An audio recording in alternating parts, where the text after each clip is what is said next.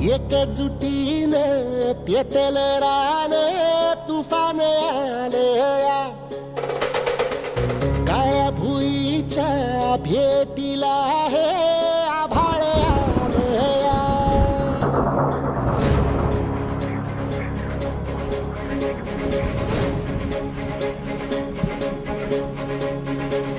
एकजुटीने पेटल रान तुफान आलया